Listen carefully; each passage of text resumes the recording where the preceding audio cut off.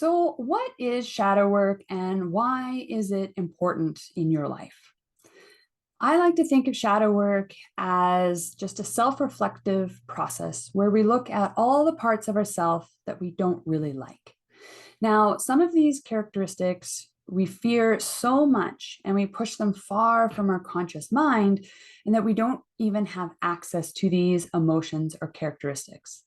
And this is going to leave some people feeling, broken or lost, or maybe just that something is missing from their life, but they don't know what.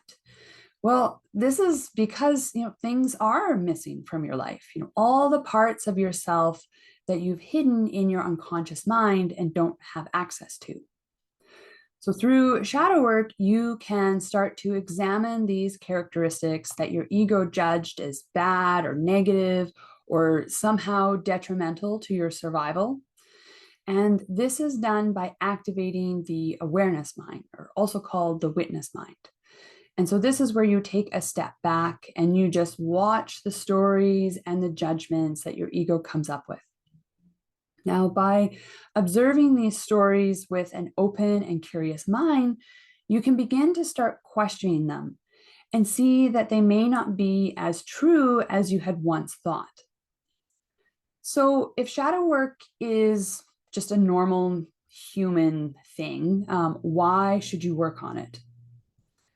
Well, we are in an interesting time when many people we have the space to do personal development and self-help. If you look at all the self-help books and workshops, weight management programs, there's so many healing modalities out there, and that tells us that this is something that people are really craving. We want to feel better.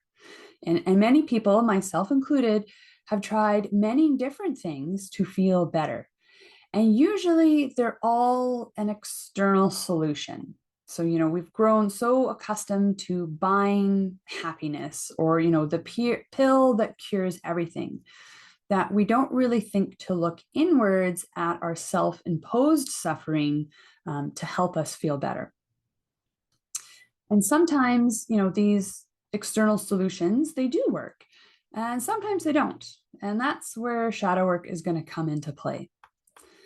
Now, I am a knitter, so I like to think of, yarn metaphors. And so I like to think of the shadow as kind of like a big tangled ball of yarn. And the more you can unravel or untangle your shadow, that's going to allow you to regain aspects of yourself that you had once locked away. And this is going to allow you to show up more confidently in life and more aligned with your true wants and needs, not those imposed on you by your ego or your family or cultural upbringing. So, if you've never examined your inner world, you're always just going to be chasing the external goals that might not necessarily be aligned with your true desires. And this is why sometimes when we achieve goals, we're often not satisfied for long. So, then we want more. Or we're going to quickly move on to the next thing, chasing the next feel good goal. Now, another great reason to do shadow work is to gain more empathy for yourself and others. And so, by bringing awareness and understanding to your patterns and conditioning, is really the first step to making any changes. And when you start to see why you keep engaging in toxic relationships or behaviors, then you can let go of some of the shame that we often put on ourselves for, always engaging in these situations. So the more awareness you have, then you can start to consciously choose to show up in a different way.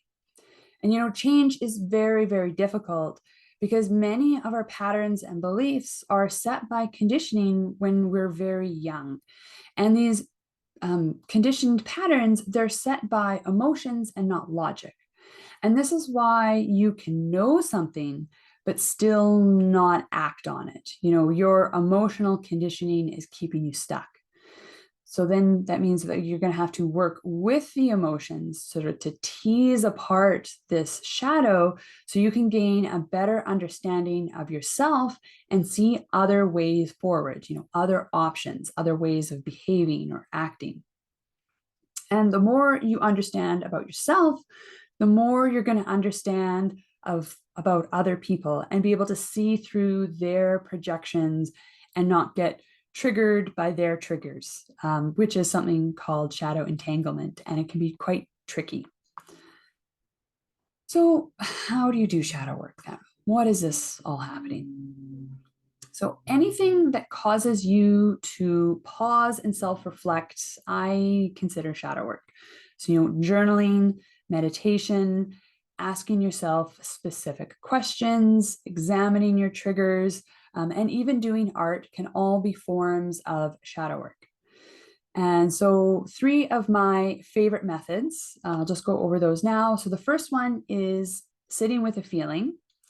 So when you are uncomfortable, an emotion comes up that you don't like, or there's a sensation in your body, you lean into it and to listen to what it has to say. And you do this by activating the awareness mind or the witness mind, and stay curious and not get caught up in the stories. And when you sit with the feeling for long enough, you're going to let the torrent of ego stories go by, and hopefully they run out at some point. And you're going to allow new thoughts to come to the surface that's underneath that ego fear.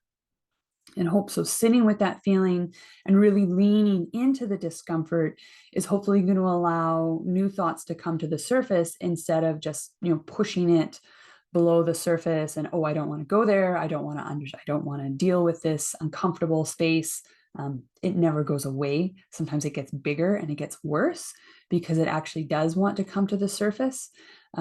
So sitting with it allows you to examine it more fully. Another great shadow work thing to do is journal prompts. You can find lots of shadow work journal questions on the internet, in books, on Instagram. They're a really great place to start when journaling, or sometimes when you don't really know what to do or what to ask. And typically they're just going to ask you really, just different questions that you've never really asked yourself before. So, one journal prompt question that I can think of is, what emotion are you most uncomfortable feeling? And then you sort of can journal about that and work through those thoughts. And sometimes you're going to come across a journal prompt question that can just make you really uncomfortable, even just thinking about the question. Now, this is a trigger, you're being triggered, and that's a great place to start. So ask yourself, what about this question makes me so uncomfortable? And really lean into that and write out all your thoughts. And examining triggers. Triggers are our teachers, and they are a great place to start. So we walk around the world and use everyone else as a mirror, as a way to view our shadow traits at an arm's length. So we project it onto other people. So when you get irrationally emotional or uncomfortable about someone or a situation, typically this is just you being triggered.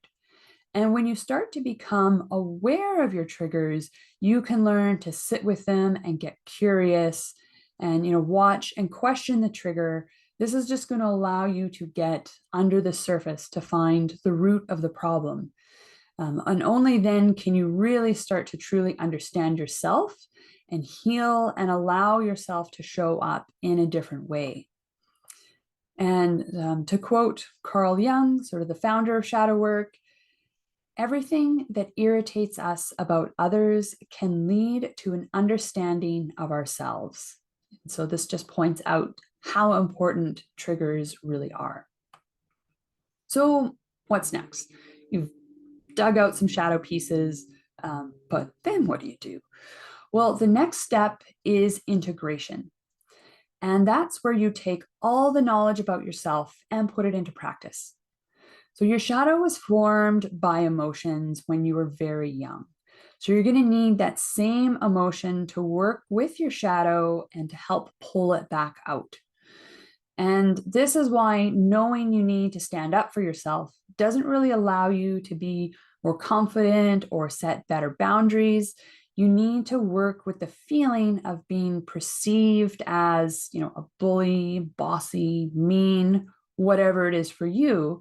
You need to work with that perception in order to be able to successfully set boundaries and stand up for yourself.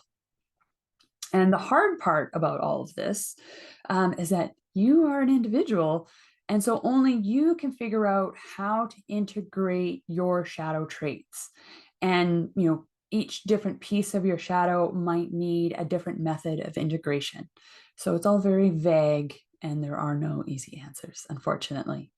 But I can go over a few integration methods that my clients have found useful.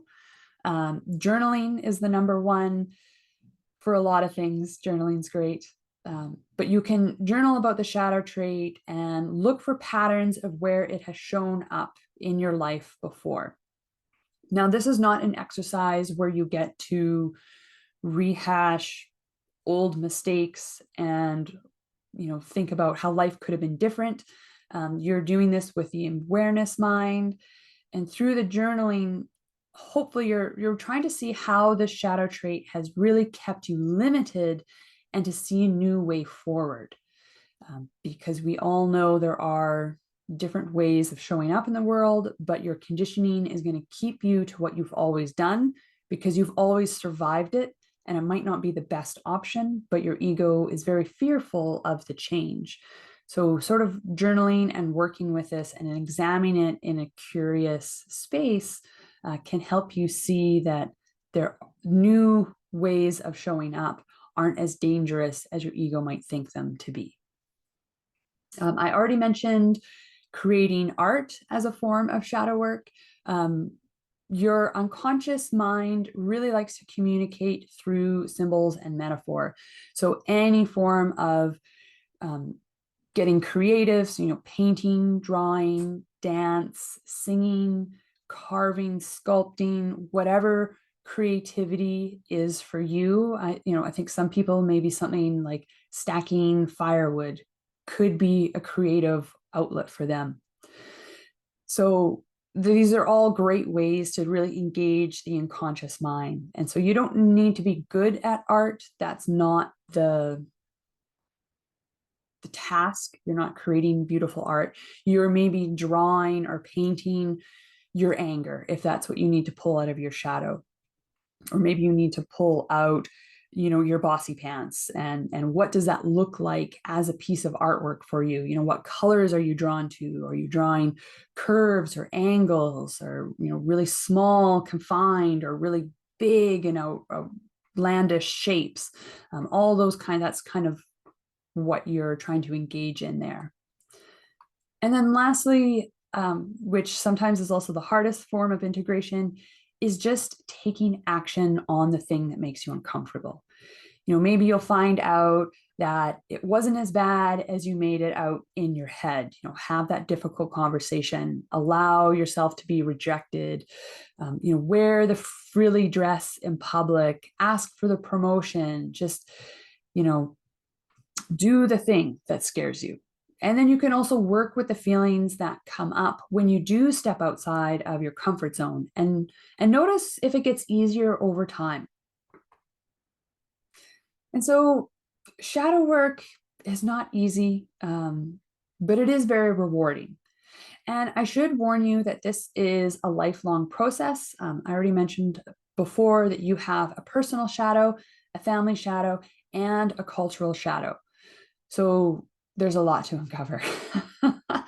And this is really hard work, and there are no shortcuts. And you're going to meet a lot of resistance along the way. Like I said, your ego has a job. It's to keep you safe. And so it really gets uncomfortable when you try and make changes. And that's just, it's just doing its job, is trying to keep you safe.